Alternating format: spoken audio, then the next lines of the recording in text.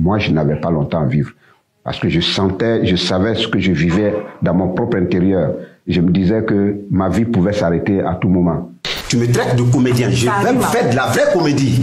Tu vas voir tout de suite. Clémentine a lavé, moi je ne fais qu'essorer et puis mettre au soleil. Où toi tu as même ton carton là, tu peux rien me faire. Voilà, parle-moi où je suis puissant aussi.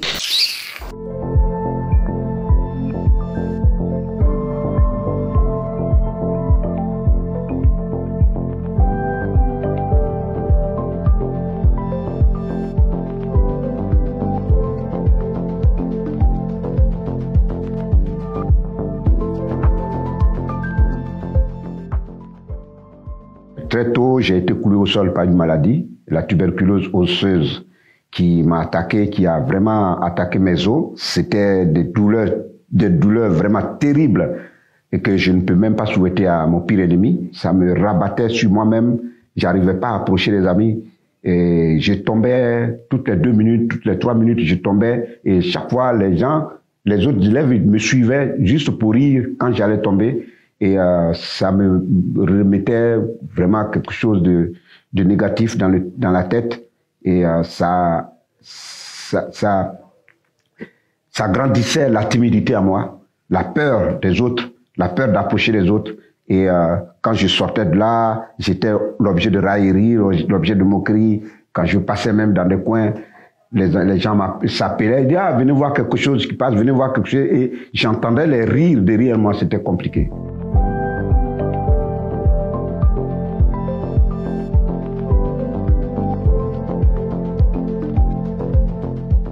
J'étais rongé, j'étais combattu par une maladie qui était en train d'avoir raison de moi. Donc, lui ne pouvait pas savoir. Et il m'a appelé un jour, il m'a dit, écoute, il faut que tu te mettes dans le groupe artistique de l'école. Il y a une pièce de théâtre qu'on est en train de répéter, il faut que tu t'y mettes. Donc, je me suis mis au théâtre. Et au départ, les gens riaient, mais après, les rires, c'était plus les rires moqueurs, mais c'était des rires d'appréciation. Parce que au rendu de cette pièce-là, c'était une pièce comique et ça amenait les gens à rire. À partir de ce moment-là, il y avait une autre approche de moi. Après le rendu, ils m'ont convoqué dans le bureau du directeur d'école. Ils m'ont dit, ah, franchement, tu as du talent. Il faut t'accrocher au théâtre. C'est quelque chose qui va avec toi. Et voilà.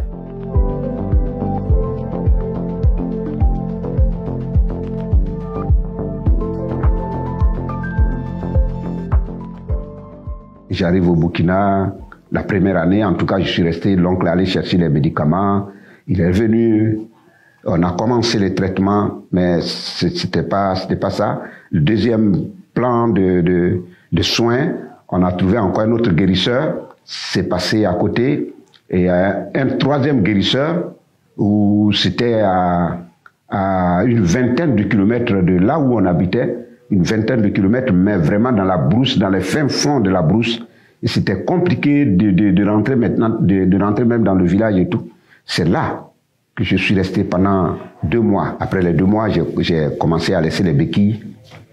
J'ai commencé à laisser des béquilles, j'arrivais à tenir l'équilibre. Je suis retourné là où je vivais avec l'oncle et la guérison a commencé à venir un peu, jusqu'à ce que je puisse déplacer un pied, puis 2. Et puis bon, voilà, j'ai commencé à marcher par la grâce de Dieu.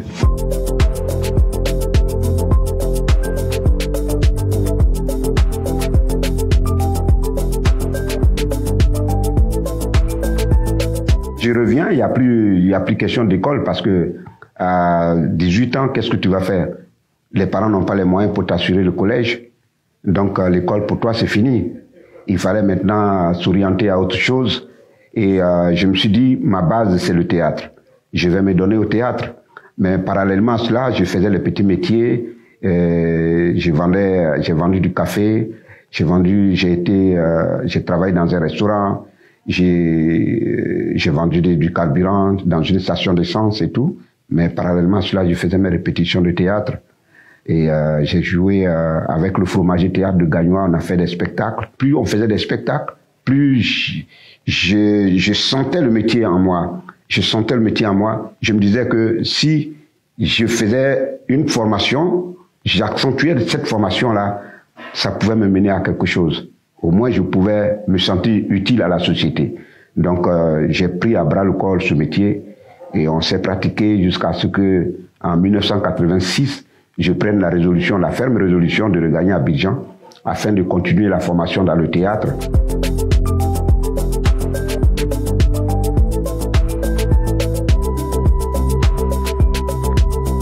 Daniel Koutsa, quand il a eu l'idée de monter un groupe on devrait appeler les Guignons d'Abidjan, c'était pour tourner des films satiriques et tout ça, qui seraient vendus en Europe, principalement à Paris. Il y avait moi, il y avait Maïga Sédatif, il y avait Vieux Sidiki, ils sont plus de ce monde. Il y avait Nastou Traoré, il y avait Amélie Wabei, Yaps. Donc on était 6 au départ. Il nous a expliqué le contenu, il nous a expliqué l'idée de la chose. Et tout de suite, on s'est mis au travail, on a commencé à sortir des scénarios et les tournages ont démarré. Tu me traites de comédien, je vais faire de la vraie comédie. Tu vas voir tout de suite. Hein? Ça y est, moi? Tu t'amuses à moi? Ça, hein?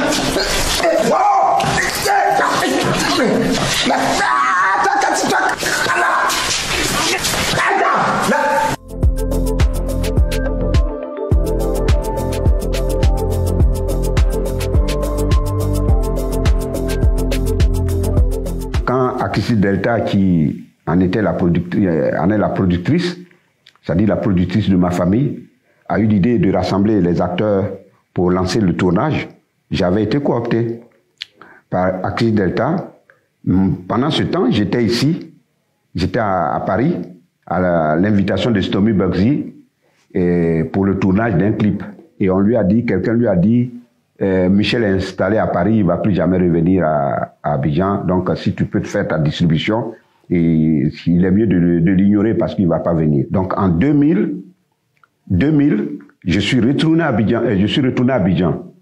Et Delta m'a dit, ah voilà mon projet, j'ai lancé ça en 99, mais je veux tourner, en 2000 là, je vais lancer le tournage. Mais on m'avait dit que tu n'allais plus revenir. J'ai dit, ah mais voici, je suis là. Donc le tournage a été lancé et elle m'a donné le rôle du mari de Clé-Clé dans le tournage. Voilà, on a tenté cette aventure, ça a donné ce que vous avez vu.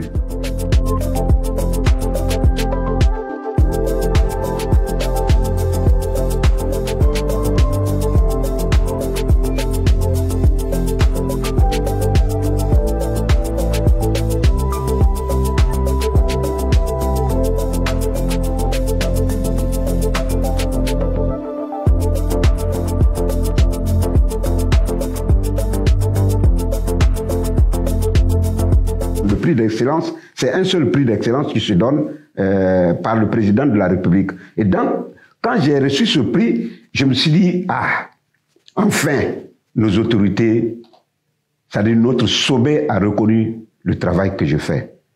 Satisfaction morale.